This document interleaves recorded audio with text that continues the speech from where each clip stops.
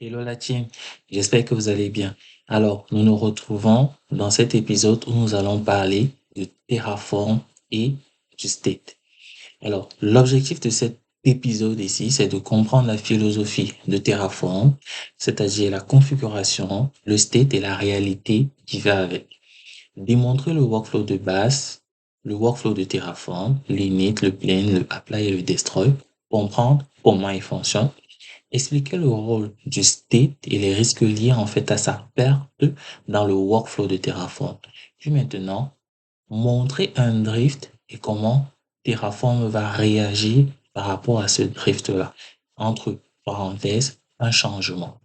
Donc, cet épisode-ci va couvrir en fait le domaine de l'IAC, du provider, du workflow de Terraform et de la gestion du state.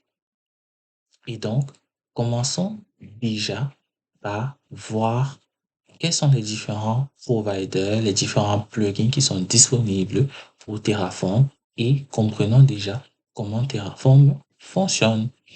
Alors, Terraform, c'est quoi? C'est un outil d'IAC, infrastructure as code, en d'autres termes, infrastructure en tant que code. Qu'est-ce qu'il permet de faire? Il permet en fait de décrire notre infrastructure sous forme de code, sous forme de bloc et de provisionner cette infrastructure-là sur une plateforme de notre choix. Ça peut être une plateforme cloud ou ça pourrait être une plateforme on-prem, dépendamment du plugin, entre parenthèses, du provider que vous aurez choisi. Il vous permettra donc de provisionner cela au niveau de cette plateforme-là. Si je viens au niveau de Terraform, la documentation, et pour ceux qui veulent aller un peu plus vite, on va faire par exemple Terraform Provider, comme ceci. On va voir la registrie des providers. Nous voyons que nous avons des providers officiels, nous avons des providers partenaires et des providers communautaires. Et si nous parcourons la liste, vous voyez que nous avons un ensemble de providers en fonction de la plateforme sur laquelle nous souhaitons en fait provisionner notre infrastructure. Et donc, à quoi correspond le provider officiel? Le provider officiel, en fait, c'est tout simplement Terraform HashiCorp, en fait, la société HashiCorp, qui, en fait, est allée vers les plateformes les plus connues, leur proposant, en fait, un code, un plugin, une API permettant de s'interfacer avec leur plateforme cloud. Les partenaires, ce sont des entreprises, des entités qui sont en partenariat avec HashiCorp afin de pouvoir fournir des API pour des plateformes tierces. Et maintenant, nous avons des providers qui sont communautaires, qui peuvent être des personnes ou des groupes de personnes qui souhaiteront en fait fournir une API permettant de s'interfacer avec d'autres plateformes open source en utilisant bien évidemment Terraform. Et pour chacun des providers que nous avons ici, nous avons une documentation qui va bien. Si vous voulez travailler avec du AWS, du Azure, du Google, du Kubernetes, vous avez une documentation assez détaillée. Le seul prérequis qui vous est demandé pour pouvoir utiliser chacun de ces providers-là, c'est d'avoir une compréhension de la plateforme sur laquelle vous souhaitez en fait réaliser et provisionner de votre infrastructure. Si cela est clair pour vous, allons déjà voir comment créer un dossier et comment écrire nos premières lignes de code qui font référence à un domaine évalué lors du passage de la certification Terraform.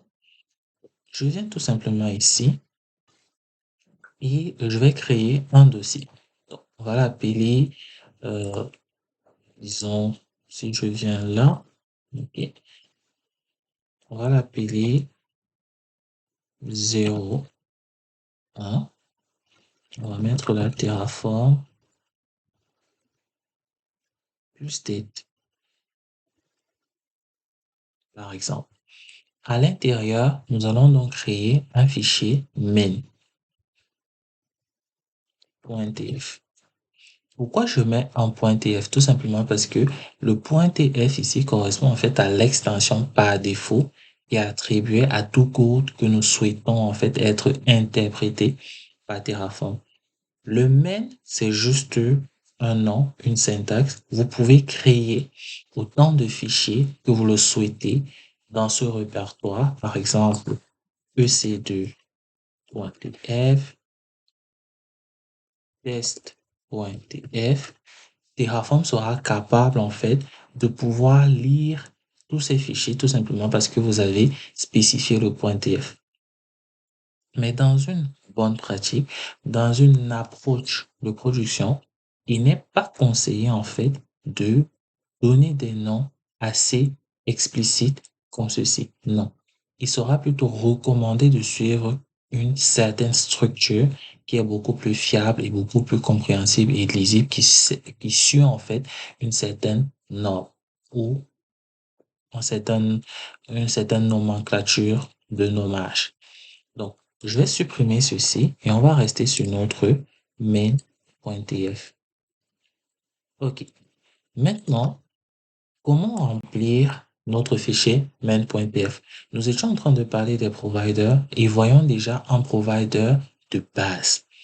Ici, je vais par exemple aller sur la documentation et choisir mon provider, disons, local. Voyons voir si je prends local, Archicorp local. OK. Comment je pourrais l'utiliser? Je vais venir ici et je vais aller sur Use Provider et je vais copier ce bloc-ci. Je le copie et je viens au niveau de mon dossier, de mon fichier, pardon, et je le colle là. Vous verrez ici que nous avons un bloc. Tout au début, nous avons dit que Terraform fonctionne sur le principe de bloc. Et donc, nous avons un bloc ici qui est le bloc Terraform. À quoi correspond ce bloc-ci? Ce bloc permet en fait de définir le besoin, entre parenthèses, de définir le provider dont nous avons besoin pour pouvoir réaliser une tâche de provisioning. Ensuite, il définit également la version de notre provider. Et comme je le disais tantôt, le provider correspond à un plugin, à une API permettant en fait de s'interfacer avec la plateforme sur laquelle nous souhaitons réaliser en fait le provisioning. Je préfère utiliser le terme de plateforme tout simplement parce que Terraform ne s'applique pas uniquement sur des infrastructures cloud. Il pourrait également réagir ou être utilisé dans le cadre d'une machine locale, tout simplement. Et donc, si je viens là, je vois que nous avons une version 2.7.0 de notre provider HashiCorp local. Et maintenant, le provider HashiCorp local, lui, qu'est-ce qu'il va nous permettre de faire? Il va nous permettre de créer en fait des fichiers en local. Tout simplement, c'est ce qu'il va nous permettre de faire. Et là, il va nous demander en fait de définir la méthode, bien, la façon avec laquelle nous souhaitons créer cette ressource-là. Et donc, on vient maintenant au niveau d'un autre bloc qui est le bloc ressources. Donc, je vais mettre la ressource et je vais lui donner le nom. Ça sera local qui correspond en fait au plugin, au provider local que nous avons spécifié ici à la ligne 3. Ensuite, je vais créer une ressource file et par la suite, je vais donner le nom, je vais dire Terraform file. Disons que ce sera le nom de référence, le nom sur lequel je vais pointer lorsque j'aurai besoin de retrouver la ressource. Ensuite, cette ressource-ci aura forcément besoin d'éléments pour pouvoir être créée. Et là, il faudrait que nous revenions au niveau de la documentation. Je viens là, je passe sur documentation et je vais taper ici file. Il me montre que j'ai bien un bloc de ressources local file. Je clique dessus et ensuite il va me donner des exemples et après il va me donner la définition de chacun des arguments que je pourrais utiliser. Alors, ce qu'il faudrait constater ici, c'est que j'ai des required et j'ai des optional. On vous dit le file name est required et le content est optional. C'est tout à fait logique. Et je peux créer un fichier sans toutefois y mettre du contenu. Et donc, nous allons prendre ces éléments qui représentent donc des arguments de notre bloc de ressources pour pouvoir créer une ressource qui, en fait, ici, est un fichier. Et cette ressource-là sera créée où?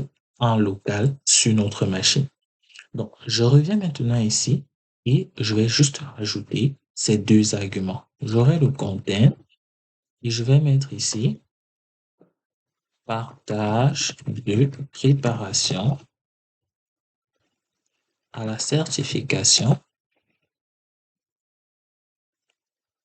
Terraform Associate 004. Et maintenant, je viens au niveau du second argument, le file name, et je vais donner le nom de mon fichier. Je vais dire ici sharing experience, par exemple, .txt. Et c'est tout bon.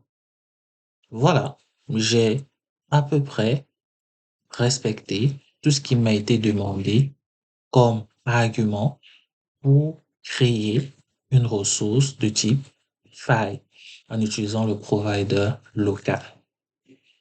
Pour que la vidéo soit pas très longue, on va se retrouver dans la suite pour pouvoir implémenter le workflow de Terraform et parler un peu du fichier state. À tout de suite.